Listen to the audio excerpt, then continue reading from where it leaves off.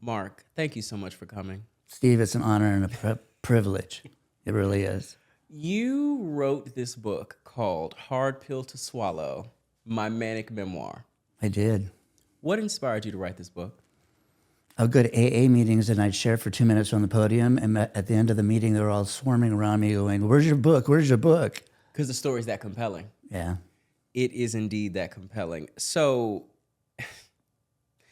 the book is 41 chapters, and yet only a 2.5-hour listen on Audible. The full title is Hard Pill to Swallow, My Manic Memoir. And oddly enough, it actually reads a little bit manic, but it helps the story. Was that intentional? It was. Okay. Talk to me about that. I can't give you all my secrets. Okay. So you intentionally wrote it to be, because sometimes it would be like, Chapter 7, Chris and I met in a movie theater. We hooked up in the bathroom. It was good. And then it would go Chapter 8, and I'm like, well, what happened to Chris? Like, where'd Chris go? Yeah. The reason I wrote the book was to help first responders. Mm-hmm. I've been held at gunpoint before from a 911 call because someone said I was bipolar and not taking my medication. Were there moments that you found particularly difficult to write about? Yeah, and I skipped it, and that was when I was in prison. Do you want to talk about it here? Well, I tried to rob a bank. And I was stone cold sober and having a manic psychotic episode. And while I was jogging, training for the Malibu Triathlon, I thought, what would it be like to rob a bank? And so I found out and did 8 months in prison. So you're jogging Yep. down Magnolia Boulevard, Mm-hmm. and you come upon the Bank of America, and you think, I wonder what it would be like to rob this bank. And you walk in the bank, and you write a note to the teller. What does the note say? I have a gun. Give me all your cash and nobody gets hurt. Robin Hood. And what did the teller do? She read the note. She backed up. The supervisor came over and told everyone to shut their drawers and step away from the plexiglass. And then you realize, okay, this is not going to go the way that I thought it was going to go. And I ran out the back door. And you ran out the back door. Jogging towards Universal Studios with no shirt on and ditched my sunglasses. And evidently there was a helicopter looking for me. I found out later. And quite a few squad cars.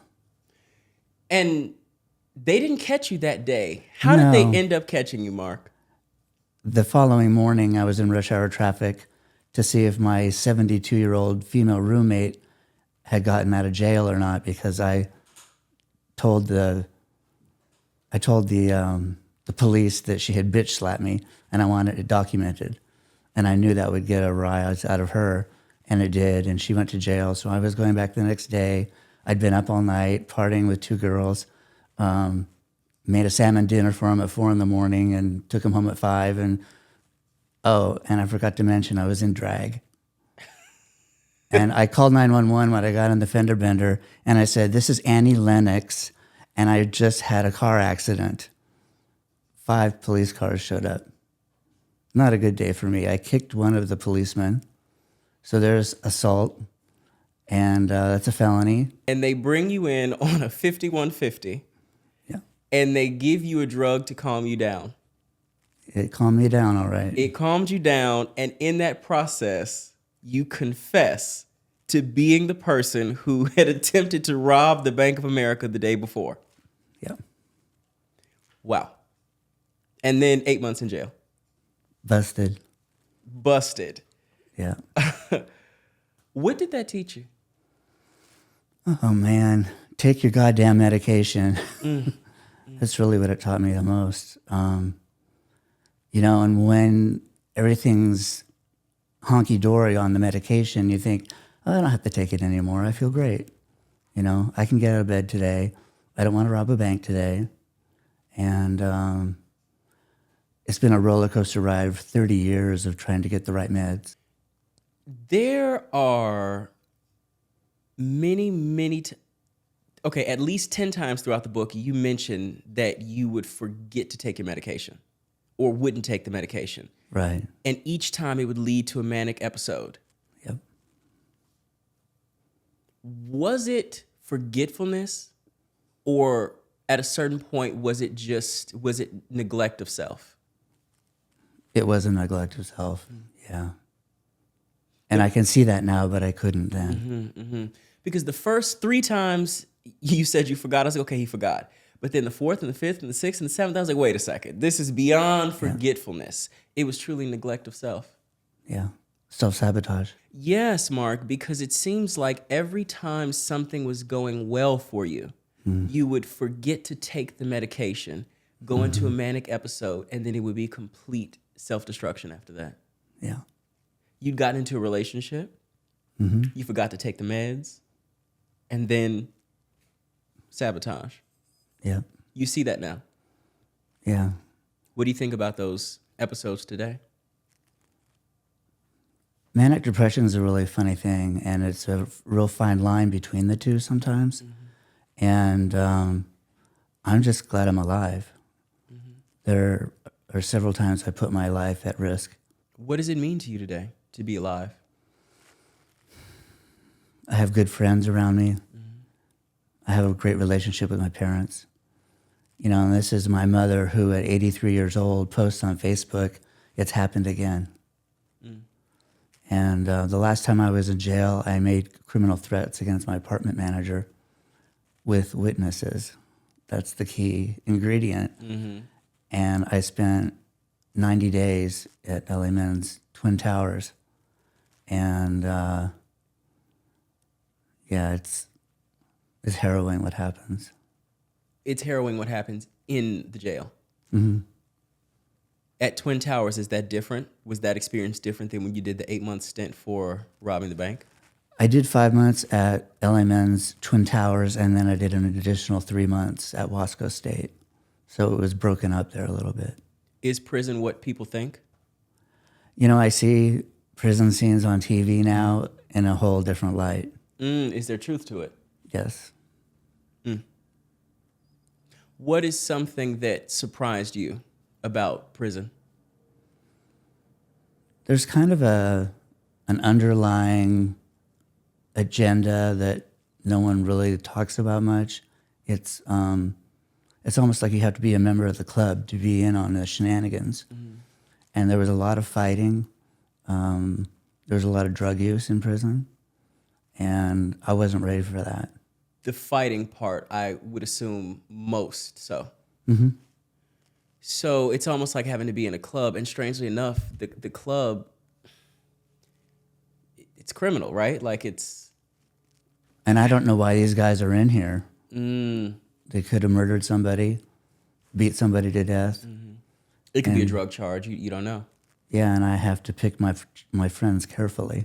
You have to really become vigilant because you don't know what everyone's in there for. You don't know other people's motives. No. Now that had to teach you something that in the real world you're able to apply to everyday life. What was that? Tell the truth and be careful who your friends are. I think that be careful who your friends are thing is a very, very important Yeah. life lesson. There is a recurring theme of hardship throughout the book. Have you today gotten to a place where you can see it clearly and maybe even take accountability at times for things? Yeah, it's in step 9 in the 12 steps of Alcoholics Anonymous, which I'm working on right now and may work on for the rest of my life after stealing $220,000 from an employer. He was manic and I was manic. He showed me where the stolen money was that the IRS didn't get. And he was recovering from a crystal meth binge. And I just waltzed the money out the door. Here's what you said about that. At least once a month, he would relapse on crystal meth. He would be out of commission for 3 or 4 days, and I would just hang around the house waiting on him to recover from his escapades with male prostitutes and drug dealers. He also showed me a stash of cash amounting to about $10 million that he had embezzled from the IRS over the years. Once again, I stopped taking my medication. I was becoming manic again, and while Ron was recuperating, I snuck out $110,000 to my car. It was so easy. I did it again the next day for a total of $220,000. Yeah. And then you gave it all to the homeless. Not all of it, but a lot of A it. lot of it. Okay, that's fair. You were like a modern day Robin Hood. Yeah. I'm, rooting for the little guy, the guy that got picked on in the playgrounds, the sissy, the faggot, the queer, the homo. And when you're around that type of bullying for 10 years of your life, you get PTSD. And I thought you had to go to the Gulf War to do that, but it's not true. You can just live life and go through that. Yeah. You were the kid who was getting picked on and bullied. Yeah. And that still affects you today. Does. In what ways have you been able to address some of that? In 12-step meetings? Mm-hmm. Yeah. My first addiction was notice me. I just wanted someone to notice me. Mm-hmm. Attention can be addictive. It is, especially when you're shoplifting. Talk about this. Talk about the shoplifting. I was 5 years old in South Central Iowa, and Mom went to the hardware store, and I tagged along and found the 10-penny nails right at chest level. Scooped up a handful and stuck them in my pocket. And then on the way home, she heard the jingling of the nails and wanted to know what that was all about.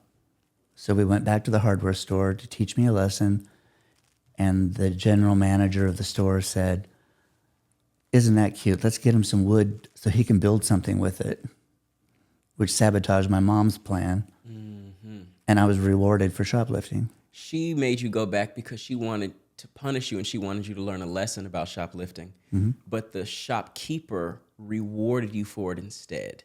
Yep. So what that taught your little brain, your little kid brain, was that there's a reward on the back end of this. Yep. And I chased it for years. When did the shoplifting stop? 3 years ago. I was working on character defects. Talk to me about that, working on character defects. Things I'm not proud of, that I'm ashamed of.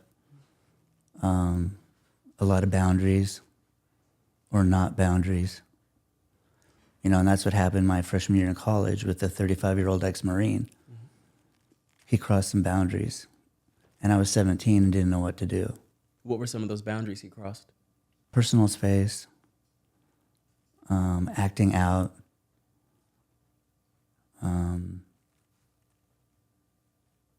just feeling trapped. You talk about this in the book. Mm-hmm. For people who either have not read the book yet, might plan to,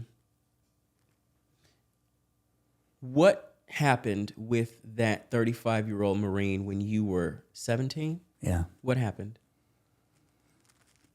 He told me that if I told anybody that he would spread rumors about me being gay. If you told anybody what? What had happened. Which was? That I was molested. And that if you told anybody about it, he would tell everyone that you were gay. Yeah. Not him, the perpetrator, you, the victim. Yeah. And he got married, had children, had grandchildren. That's when I realized that being molested isn't necessarily a gay thing. It's a control thing. Mm-hmm.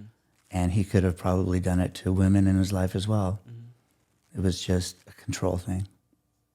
And this is a man who ended up having a wife and children and an entire family, and none of them ever knew this about him. I don't think so. And still to this day, you are dealing with the effects of that. Yeah, it shakes you loose from your mooring. And I got a lot of self-doubt around that, and also that I couldn't stick up for myself. And I learned at age 6, crying myself to sleep at night, my mom coming in and asking what's wrong. The kids are calling me names at school. Get a stiff upper lip. That's what kids do. Your mom was from that generation, where you weren't allowed to show emotion. You just had to suck it up, and especially because you were a boy child. You were a boy. I remember being a kid, and I would say something hurt my feelings, and I would be told boys don't have feelings. Even though we do. Yeah. We do. I would say sometimes more so, more extreme than women at times. Yeah. At what point did you learn to set boundaries for yourself? Back to the step work really helped me a lot. And it helped me to look through a different pair of glasses. I'm still the same me, but I can filter things. When was the last time you spoke to your former roommate, Jerry? Oh, my goodness. She probably still has a restraining order against me. Poor thing. She lives in Bakersfield now. So you mentioned this a moment ago, but you got her sent to jail for assault. Right. And then, you talk about this in the book, you proceed to use her debit card to withdraw money Yep. and run up bar tabs. Yep. You haven't talked to her in a long time, have you? No. Okay. And I don't even really know how to get a hold of her, but it'll happen. Is there anything you'd like to say to her? Because she might see this. Your camera's right there. Jerry, you know you love me, and you know all the fun things we did together, and I'm going to get that money back to you. He ain't mean to Jerry. He was just going through something. What is the most surprising thing you learned about yourself in the process of writing this book? That I'm only human. You know, being a preacher's kid, I put a lot of parameters on myself and my behavior. And I was passing the offering plate. I was singing in the choir. I was playing the organ, teaching Sunday school. And then I realized that my father was a hypocrite. And through my eyes as a child. And it made me not trust authority figures. And I think that's why I could go assault a police officer and not think twice about it, because they're an authority figure and I have no respect for them. And that goes deep. It goes deep. It goes really deep. You assaulted several police officers. Yeah. You talk about in the book. At what point did you really realize that your father was a hypocrite? Because your father was the preacher. Yeah. At what point did you really get that? After church, sitting around the dining room table, pretending everything's normal. But there's a white elephant in the room and I still can't talk about it. Still today? Mm-hmm. You can't talk about what that white elephant was? No. Have you worked on it in your 12 steps? Yeah, but I'm still working on it. That white elephant still affects you? Yeah, I have realized that the apple doesn't fall far from the tree. And I'm at a point now in my recovery where I can look back and see myself in my father's behavior, which sometimes annoys me, but other times I find sick comfort in that. Mm. There's, again, a boundaries thing, and I just have to get through it. Was your father gay? Bisexual. You learned? Mm-hmm. Did your mother know? Yeah. She accepted it? She had to. She made her bed and lied in it. Mm. She was a registered nurse. So she's seen a lot of me come through the emergency room. Mm. Did your mother always know? Yeah, I think so. That was also probably a different time. Yeah. Well, I mean, early 60s. Yeah, women couldn't even get a bank account at that point without their husband. Yeah. Mm.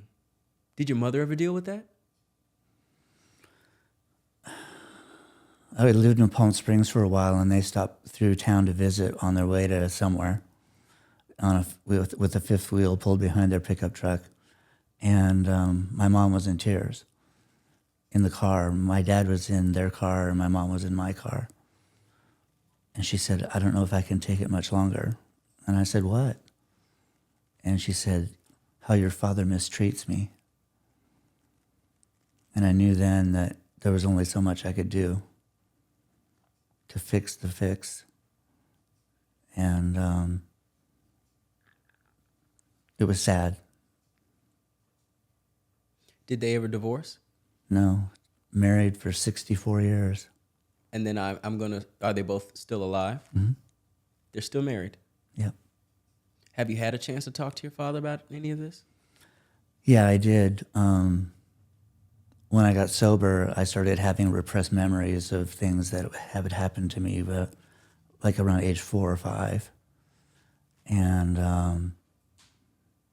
I wrote my dad a letter, and he said, I don't know about you, but I don't remember it happening that way.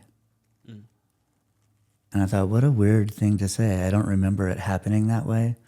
Like, well, what did you make up to think it did happen? Mm. And once again, the hypocrite came out.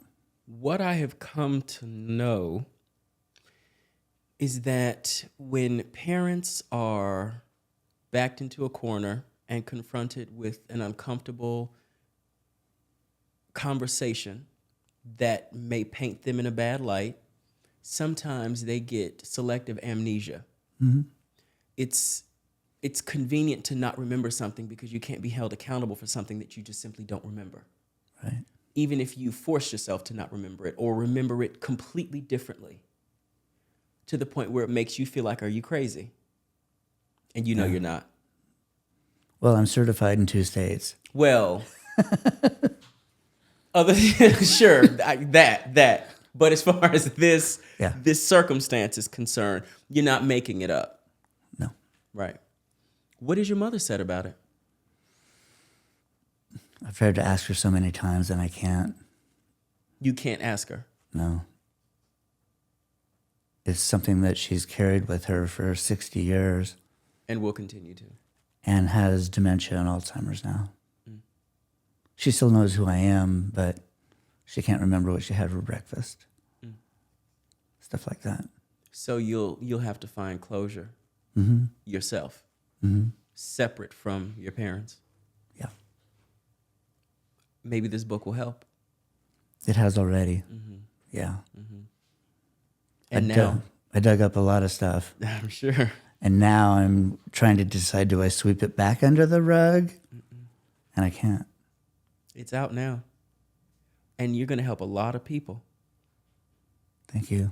You're welcome. You are going to help a lot of people with this story. You know who Tina Turner is. Mm-hmm. So she never, ever wanted to tell the story of Ike. She told it in People magazine, what she thought was going to be one time, so people would just stop asking about it and never talk about it again. And before she told the story, she went to the psychic, and she was like, but this is ugly. I don't want to talk about this. And the psychic said, no, this is exactly what you need to talk about. Yeah. And once that was out, then Tina Turner became Tina Turner, because we're only as sick as our secrets. That's right. Will you ever have the conversation with your father? You know, I've rehearsed it, and I've thought of certain situations where I would give myself permission to do that. And I wonder which parent will die first. Because if my father dies first, I'll put out a second edition of the book. If my mother dies first, she'll be taking that to her grave. What is that? The secrets. Do you think enough respect is paid to mental illness? I've actually been one of the more fortunate ones, and have more of a success story than most. Mm-hmm. And I don't take that for granted. Like I said, I've put myself in harm's way many times. And I still think about stepping in front of the train when it pulls into the station. Still? Mm-hmm. Where does that come from? Secrets. The secrets that we just talked about. Yeah. The secrets that we just talked about that you aren't even willing to speak yet. Mm-hmm. You see the correlation? Yeah. That at some point you'll have to be willing to speak the secrets, and then they won't be secrets anymore. Yeah. And then perhaps the thoughts of wanting to jump in front of the train when it pulls into the station might cease. I'm sure they would. What are you going to do about that? Find a surrogate, someone who I can talk to as if it were my father. What would you say to him? Dad, I know you don't remember it happening this way, but certain things happened. I love you with all my heart, because you did the best with what you had. And I don't hold that against you. That's what you would say? Yeah. Even to the surrogate? Mm-hmm. I have to just ask, and you can tell me, go fly a kite if you want to. Were you molested by your father? Mm-hmm. And then he continually broke down the secret gate and would say things about stick your butt in, you're sticking your butt out, when I'm 8 years old, trying on a tuxedo for my aunt's wedding, and sharing his sex life with me, with my mother. And he had a short fuse and she had a long one. What was I supposed to do with that information? I'd just gotten out of a psych ward and I was still having memories like all the time. I'd smell something and I'd remember something. I could see the sun streaming through the window when the abuse was happening. So your father would molest you and then say things to you like, stop sticking your butt out. Mm-hmm. That's the hypocrite. Yeah. That's the hypocrite. That's the secret you've been carrying all these years. And when you think of jumping in front of the train when it pulls into the station, you're not actually thinking of ending your own life. You're thinking of ending that pain that you've been carrying. Mm-hmm. It's the pain you want to get rid of, not yourself. Yeah.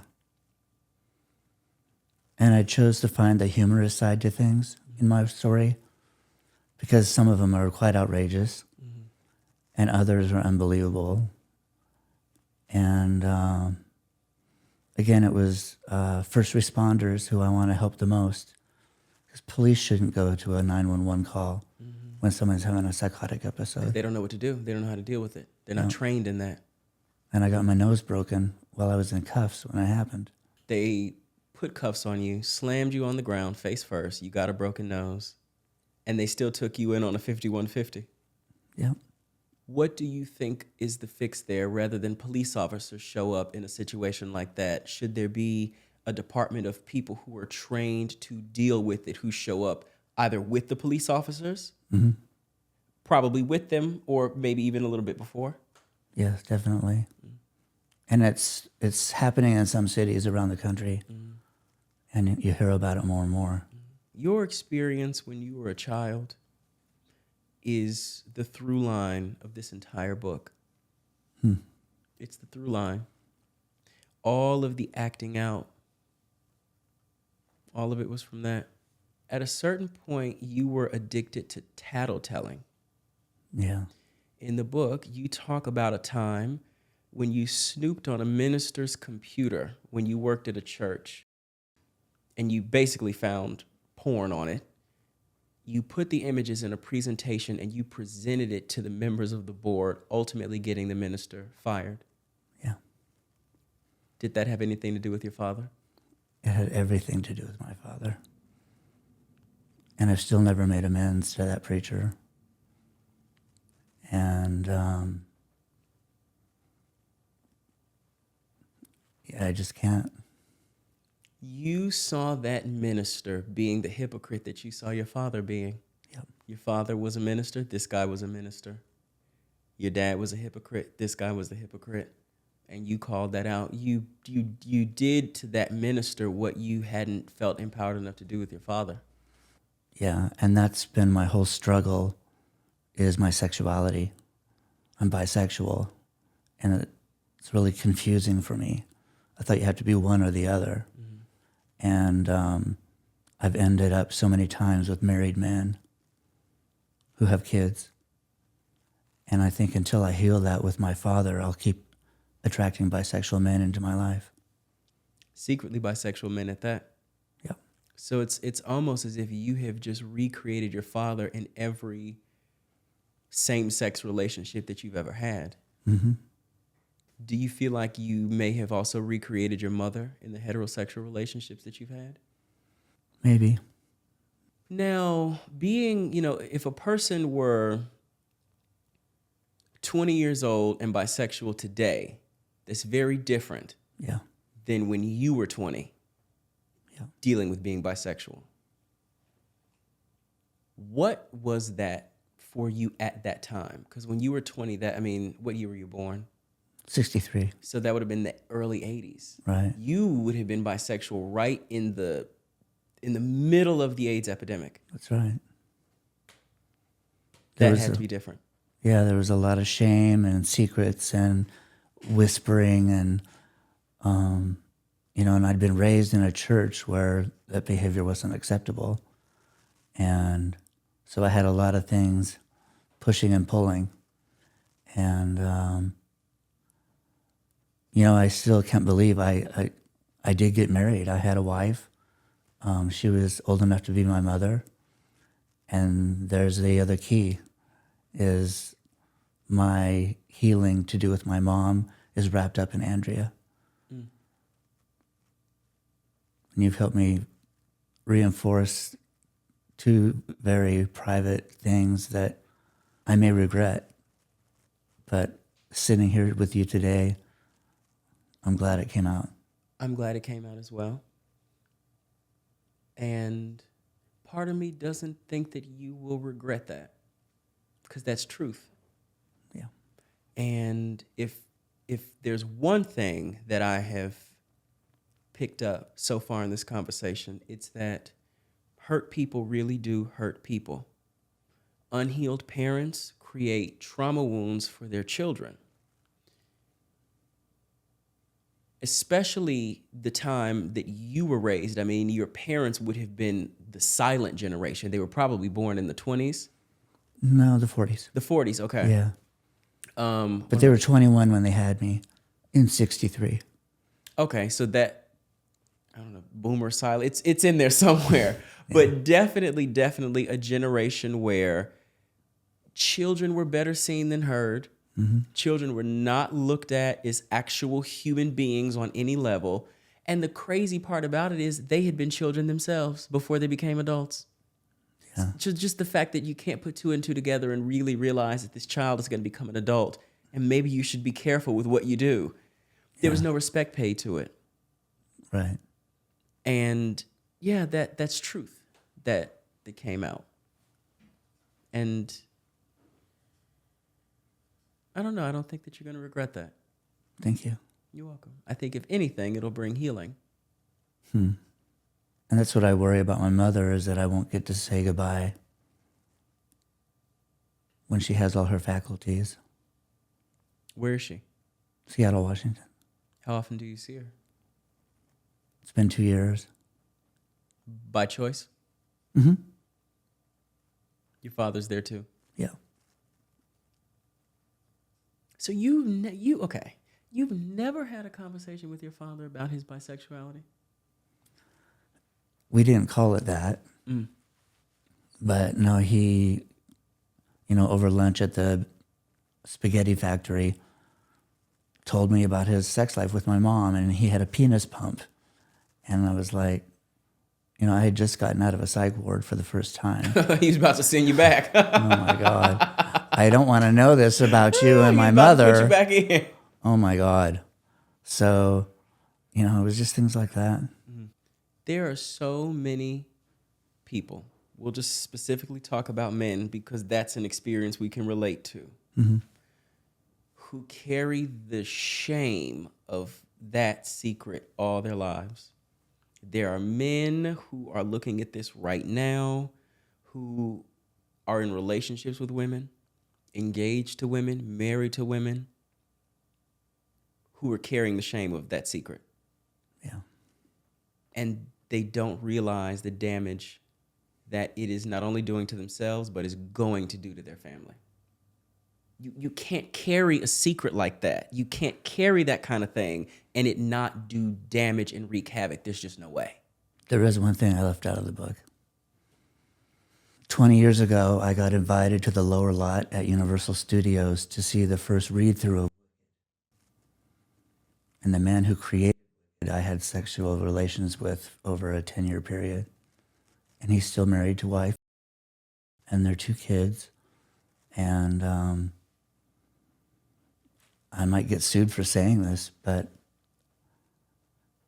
again, I attracted a bisexual man into my life. One who is larger than life now and just made $150 million on opening weekend. And he still talks to me. How do you feel about that? He's a hypocrite. Just like your father. And so I think, well, what is hypocritical about me? And I can't think of anything. Well, could it be that you are actively participating in the same behavior that you did not like from your father, but then ultimately don't like from these men? I should be paying you to do this. Hey, I'll send you my invoice. Okay. No, but truly, Yeah. I mean, it's clear that you did not like those aspects of your father. Yeah. It showed itself with the getting the minister fired. Mm-hmm. It's clear you don't like those things, and yet you have been, possibly even still are, in ways, an active participant in it. Mm-hmm. Could be a little hypocritical. I hear you. Are you going to do anything about it? I am What? going to have a conversation with my father And say? that I've been carrying a secret for a long time and I don't care to carry it anymore. And no matter what he says, what are you going to do? Protect that little kid that didn't get any help on the playground. You know I see that little kid right now.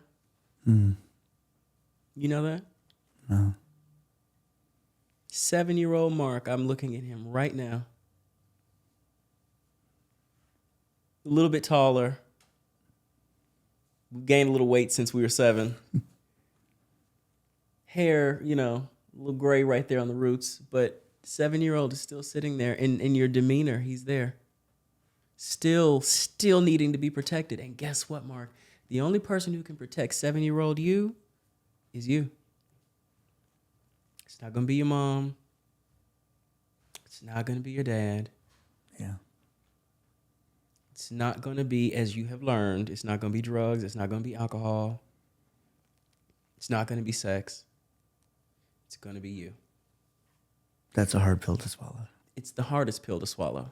Yeah. That's the hardest pill of all to swallow. That the only thing that can save you is you. Yeah. All the 51, you were arrested 20 times, sent to the psych ward at least 20 times.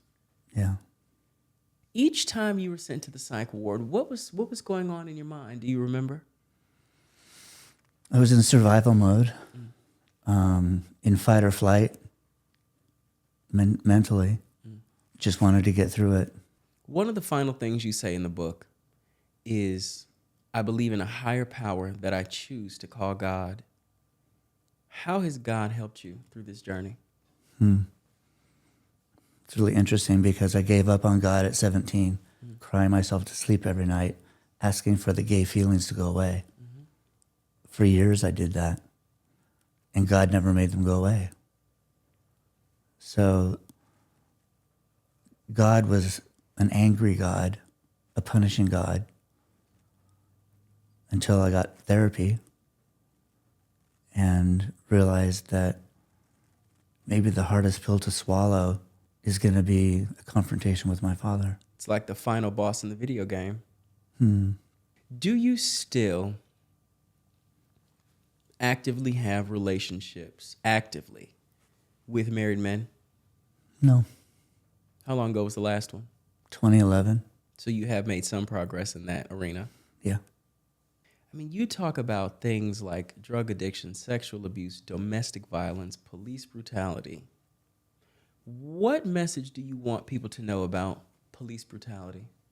Realizing that police are ill-equipped to do the work that needs to be done. And I do believe that everyone has a little bit of Mark in them. And that's why I wrote the book, hoping that I'd help one person would be a success. Is that your greatest hope for the book? Yes. That even one person out there might be helped? It's like we still not talking about bisexuals. We're still not talking about bipolar. And we're still not talking about addiction. Why do you think we're not talking about those things? It's painful. Too uncomfortable. Mm-hmm.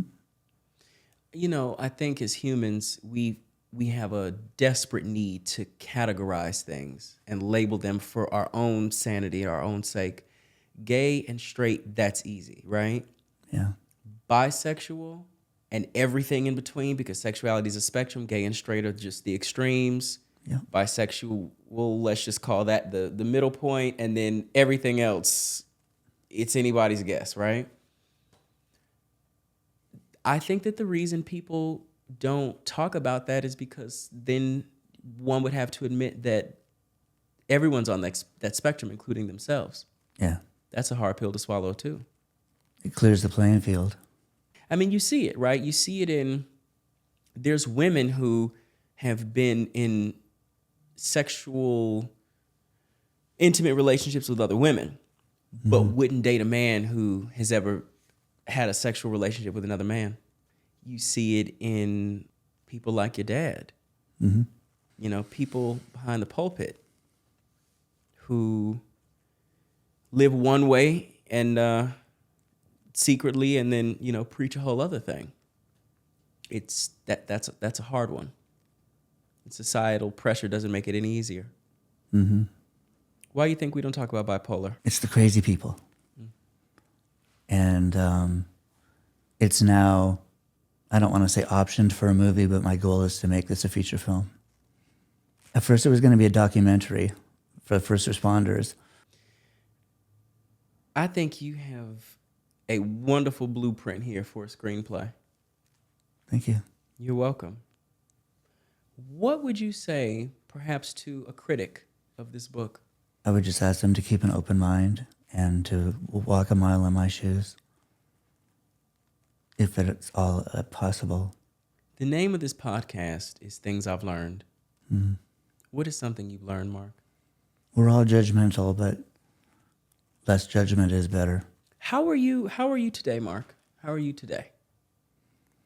I was nervous because I had a panic attack on the way here. Really? Yeah.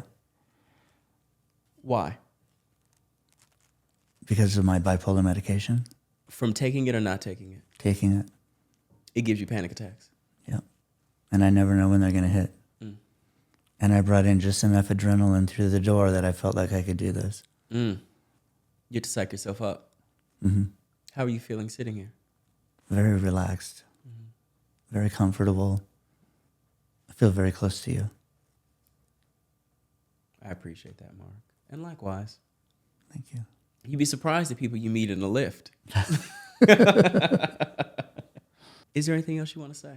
I gave a Lyft driver $2,000 tip once. You did? A 1 ounce gold coin. It wasn't me. I didn't get that $2,000. It ain't too late.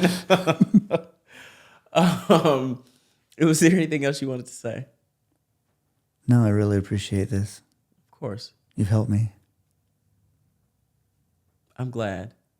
That's a part of the goal here. In whatever way. In whatever way. Thank you. Of course. Thank you. Mark Logan.